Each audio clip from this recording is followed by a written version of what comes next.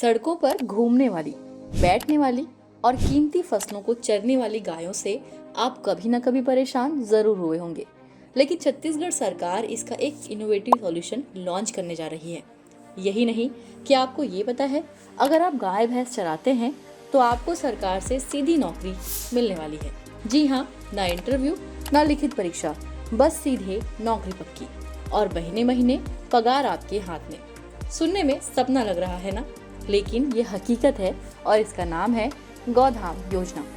अब लोग कहेंगे, अरे भाई, सरकारी नौकरी में तो पहले फाइलें उठानी पड़ती थी, समय पर काम करना होता है और जनता के प्रति जवाबदेह भी होना पड़ता है। लेकिन यहाँ बस गाय चराइए, मवेशियों की देखभाल कीजिए और महीने के 10,916 रुपए से लेकर 13,126 रुपए तक आराम से कमाइए।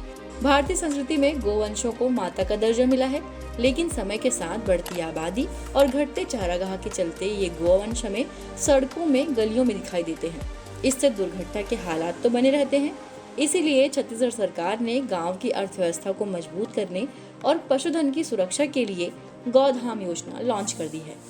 इसमें होगा ये, बेसहारा और छोड़े गए मवेशियों को एक सुरक्षित ठिकाना मिलेगा, नस्ल सुधार होगा, दूध उत्पादन बढ़ेगा, ऑर्गेनिक खेती और गौ आधारित बिजनेस को बढ़ावा मिलेगा, महिलाएं स्वावलंबी बनेंगी और सबसे बड़ी बात, सड़कों पर घूमते मवेशियों की वजह से होने वाले एक्सीडेंट भी कम होंगे।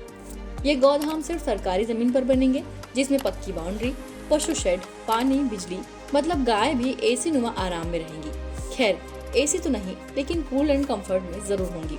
अब नौकरी का मामला भी समझ लीजिए। चारावाह को 10,916 रुपए प्रति माह, पशुपालक सेवक को 13,126 रुपए प्रति माह और सबसे मजेदार बात, भर्ती सीधी बिना परीक्षा के। गौधाम के संचालन के लिए भी टॉप अप इनकम है।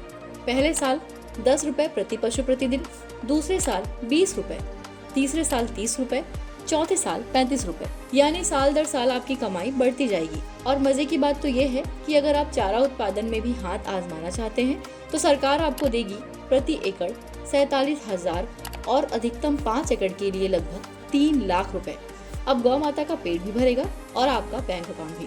बात करें कि पहले की नरवा गरवा घुरवा बारी के अंतर्गत चलने वाले गौठान योजना की, इसमें कई शिकायतें और गड़बड़ियां आई, तो मौजूदा सरकार ने कहा, भाई अब काम होगा पारदर्शिता और बेहतर प्रबंधन के साथ। अब गौठान नहीं, गौ माताओं के लिए एक गौधाम बनेगा।